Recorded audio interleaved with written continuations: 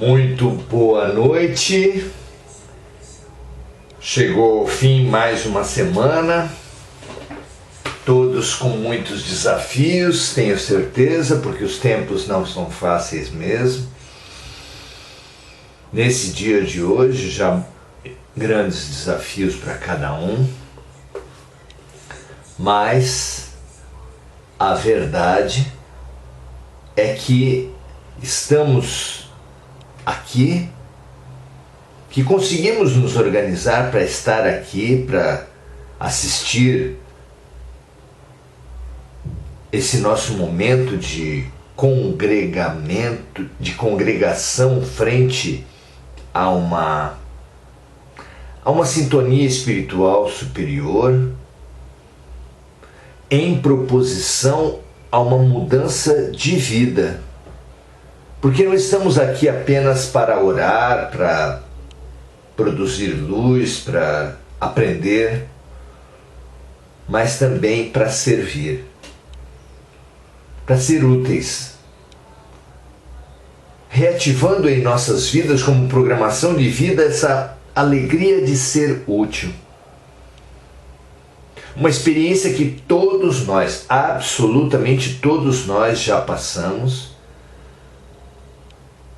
não de revoluções ou milagres, claro, mas de pequenas alegrias por sermos úteis.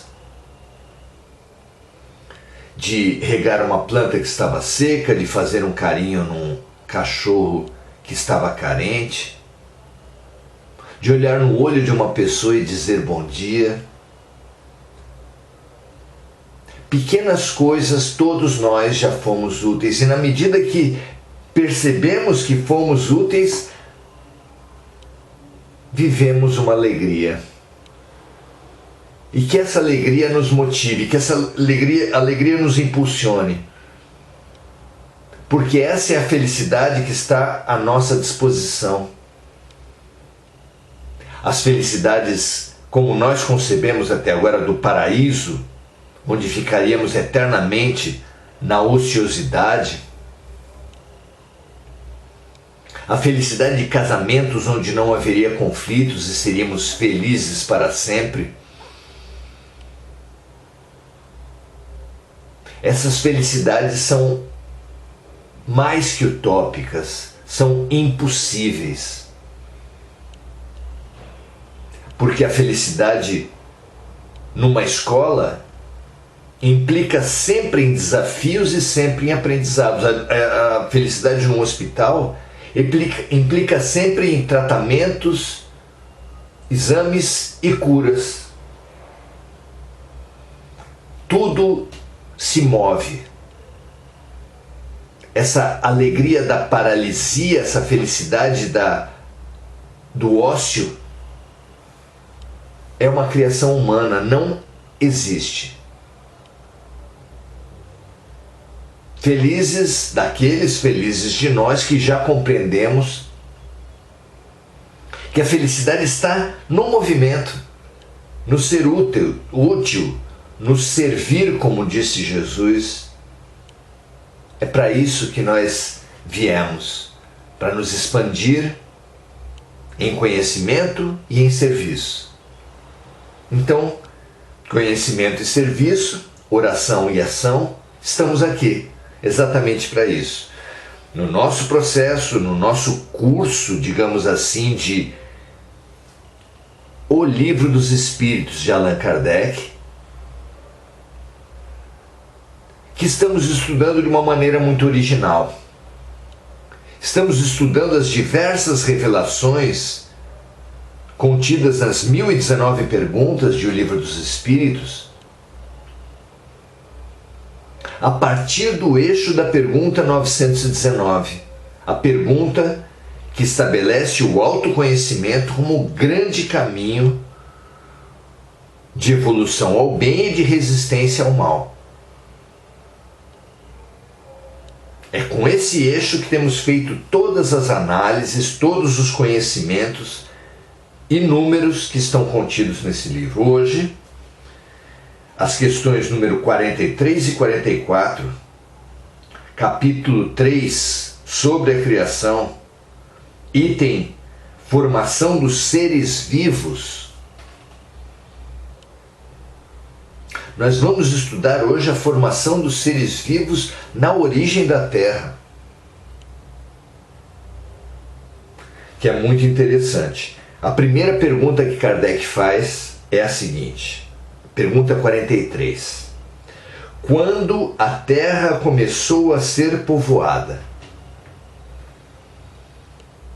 Medida de tempo que já tinha sido objeto de estudo do nosso último encontro e que a gente viu a impossibilidade de tratar, de enquadrar o infinito nas medidas do finito da matéria na Terra. Quantos metros, quantos quilômetros existem entre as galáxias? Não é possível saber. Mesmo a medida astronômica dos anos-luz, a medida de distância astronômica é de anos-luz. Mesmo essa medida se mostra insuficiente para as gigantescas distâncias do universo, e também para falar de criação, as medidas de tempo nossas são inúteis. Então essa pergunta de Kardec já fica prejudicada pelas revelações anteriores. Na pergunta 42, por exemplo, os espíritos disseram: seria pouco inteligente aquele que pretendesse conhecer o número de séculos necessários à formação da Terra. E assim, como conseguir saber o número de milênios, número de séculos, quando a Terra começou a ser povoada? Mas vejamos a resposta dos espíritos. No começo, tudo era o caos. O caos é mesmo a marca da criação. Há uma desordem no processo criativo. Dos próprios artistas, os ateliês dos artistas, das oficinas mecânicas, todo momento em que há, todo lugar onde há criação, criatividade, tem uma bagunça, tem uma desordem, tem um caos. No começo tudo era o caos. Os elementos estavam desordenados e possivelmente dispersos. Primeiro dispersos, depois aglutinados para a formação do planeta.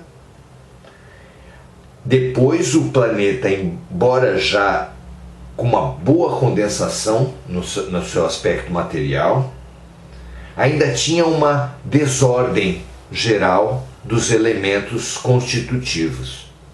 Então no começo tudo era o caos, os elementos estavam desordenados.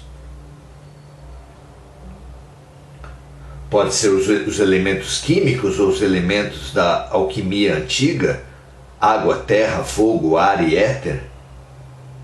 Mas o início da criação da Terra é marcado pelo caos, pela desordem. Pouco a pouco as coisas foram tomando os seus lugares. Apareceram então os primeiros seres vivos, adequados à condição do planeta. Então, perceber isso, que os seres vivos são frutos de uma organização do planeta, é muito interessante. A desordem faz parte do processo criativo, mas o processo criativo em si é uma espécie de ordenação. O pintor tem na sua à sua frente uma desordem, porque a tela está em branco, porque as tintas fazem borrões na sua paleta. Ordenar é criar. Colocar as tintas na tela de uma forma ordenada e harmônica é a síntese do próprio processo criativo.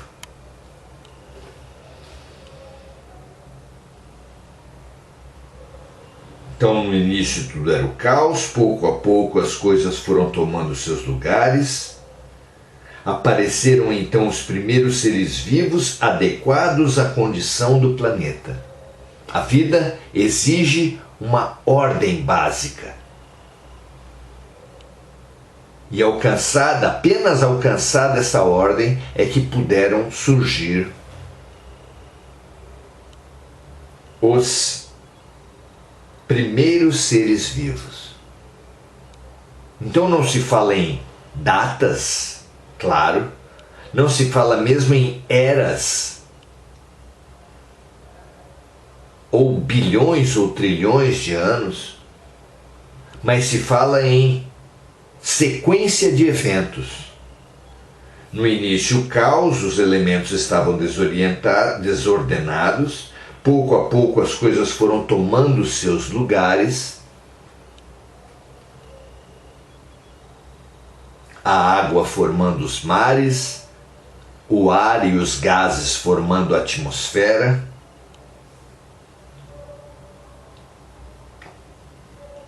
As terras foram se ressaltando de dentro dos mares.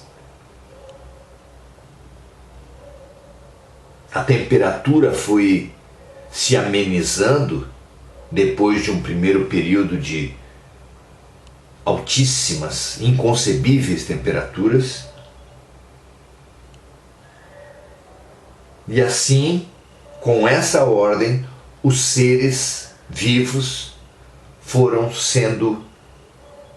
aparecendo por se tornarem adequadas à condição do planeta. Somente aqueles seres vivos que se mostraram adequados é que puderam surgir. Qual a origem dos seres vivos que estão na Terra? É a pergunta 44. A Terra continha as forças embrionárias dos seres que aguardavam um momento favorável para se desenvolverem. Os elementos orgânicos se agruparam e desenvolveram desde que cessou a força que os mantinha afastados. Vejam, meus amigos, assim como a eletricidade é fruto da aproximação de polos positivos e negativos, a vida também precisa de uma aproximação de elementos para ir se animando, para ir se movendo.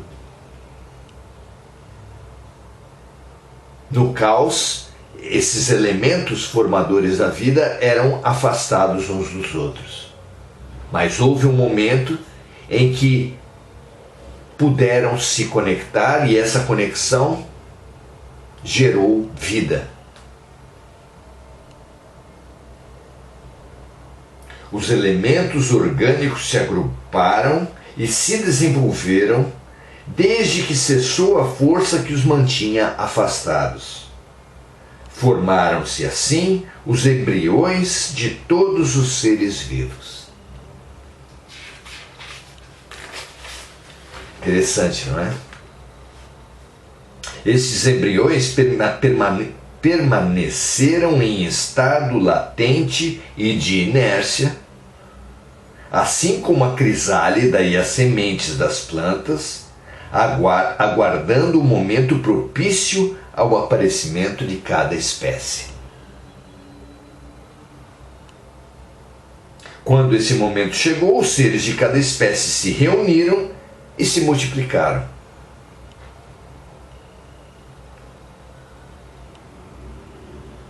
É conhecido, no caso das sementes, o estado de dormência. Sementes de casca grossa têm um estado de dormência prolongado. Enquanto o cerne da semente está separado da água pela casca, a vida não brota da semente. O vegetal não se torna realidade. Ele fica apenas em potencial dentro da semente. Mas quando a água consegue apodrecer a casca e penetrar no cerne, inchando o cerne e ativando os seus potenciais, a haste atravessa as rachaduras da casca e ali a semente brota. Não é? A outra comparação que os espíritos nos passam aqui é da crisálida. Crisálida é o estado em que a lagarta, depois de comer muito e multiplicar muito o seu tamanho e inchar desmedidamente, com muita dificuldade ela chega até um galho de árvore e se enrola, fazendo sair de sua boca um fio muito fino, com o qual vai envolvendo todo o seu próprio corpo, transformando-se de lagarta então numa crisálida, ficando fechada nesse casulo até que chegue o tempo de transformar-se em borboleta. Então, no exemplo da semente, a necessidade de união daquilo que estava separado. No caso da crisálida, a necessidade do tempo próprio, do amadurecimento de uma condição para que ela seja superada e substituída por outra condição. Dois processos típicos de eclosão da vida na natureza atual, usados para termos algum entendimento do que foi o tempo e a eclosão da vida pela união de elementos já há bilhões, trilhões de anos atrás, quando do surgimento da vida na Terra.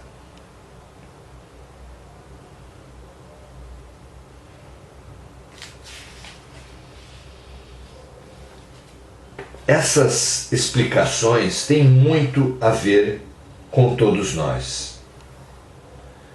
Porque certamente nós estamos muito distantes dessa época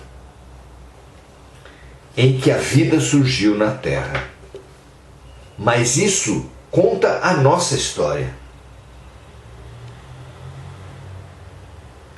Cientes de que o princípio espiritual não está separado por um abismo intransponível do princípio material, ao contrário, o princípio espiritual habita o mais profundo da matéria, de forma que a evolução do ser, a evolução da criatura, se dá do átomo ao arcanjo, passando do reino então mineral para o vegetal, para o animal, para o hominal e para o angélico.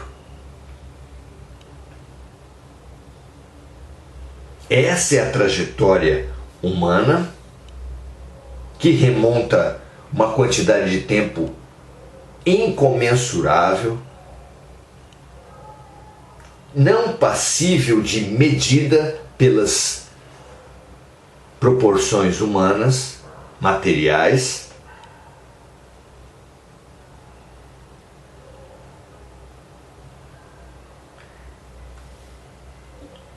sempre obedecendo essa lógica da união de elementos que estavam separados por uma certa conjuntura de fatores, que quando esses fatores deixam de existir, a desunião também deixa de existir, e os elementos se unem e faz-se a vida. Como na concepção do ser humano, como na eclosão das sementes, como em tudo o que vive. Não é interessante? Pois nós, na nossa evolução espiritual, na nossa natureza espiritual, já fazendo a ligação do surgimento da vida na Terra com o autoconhecimento, com a autorrealização, nós também somos plenos de potenciais. Nós somos deuses, nós temos todas as capacidades latentes, potenciais em nós mesmos. E o que nos impede, vejam amigos que beleza, o que nos impede de eclodir os nossos potenciais, de realizar os nossos potenciais, é a separação. Perceber isso é uma revelação espiritual. Na medida em que rompermos, superarmos a separação, esses potenciais se multiplicam, se realizam.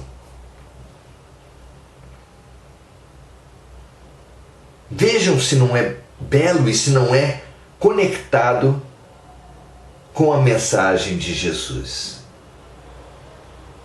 que é servindo em compaixão, que é sendo úteis para os outros com empatia. Dois mecanismos, serviço e compaixão, utilidade e empatia, dois tipos, dois campos de aproximação dos seres. Jesus coloca um rumo da vida, o amar o próximo, e para isso precisamos nos aproximar. E para nos aproximar, essas duas ferramentas são imprescindíveis. É pelo serviço compassivo, é pelo servir a partir de colocar-se no lugar do outro, que nós romperemos as divisões. Deve o pobre servir ao rico, mas deve também o rico servir ao pobre, com a sua riqueza, com a sua capacidade gerencial. Deve o homem servir a mulher, mas deve também a mulher servir ao homem, cada um de acordo com as suas características. Serviço compassivo. Devem todos os seres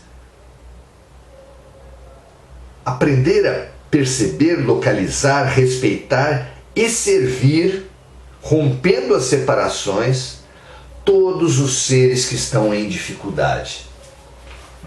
Servir os que estão em dificuldade, na forma da educação, da cura, na forma da alimentação, do prover habitação, do prover proteção.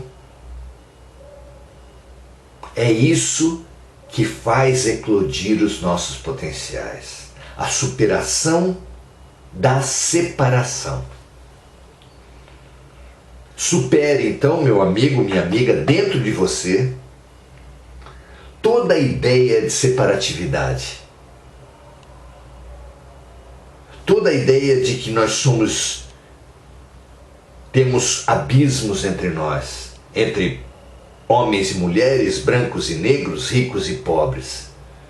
É da superação entre homens e mulheres que surge a vida, que se concebe a vida. É da superação da separação entre ricos e pobres que surgem os empreendimentos econômicos. É da superação da separação que surge a vida, o movimento o progresso. Supere dentro de você toda a ilusão de separatividade. Porque nós somos um. Ou como disse Jesus, meu Pai, ou seja, a totalidade e eu, criatura, somos um. A separação é uma ilusão que precisa ser vencida para a nossa realização, para que a vida, a criação se faça em nós, para que os nossos potenciais eclodam e nós nos demos à luz, como faz a semente, a planta, a brotação, a fertilização. Fertilize-se, meu amigo, minha amiga. Nós precisamos demais crescer, e crescer é fazer contato, crescer é servir, crescer é colocar-se no lugar do outro. Que assim seja, que essas ideias deixem muito claro qual é o caminho da evolução, qual é o processo de evolução, qual é o processo de surgimento da vida, tanto na Terra quanto dentro de nós mesmos. Que assim seja. Muito bom estarmos aqui, Gugu Souza. Muito bom esse convívio, esse aprendizado. Muito bom Edgar estar aqui. Muito feliz por você estar aqui, meu amigo. Andréa Santos, Helena Roman, André Salvatore. Muito legal. Se vocês entenderem que essas reflexões podem ser úteis, compartilhem. E amanhã estaremos aqui novamente, 18 horas, para continuar esse processo de fora e dentro, terra e céu, eu e o outro, conhecimento e autoconhecimento. É assim que nos transformaremos para sermos em realidade o que já somos em potencial. Um grande abraço, paz e bem para todos vocês e até amanhã.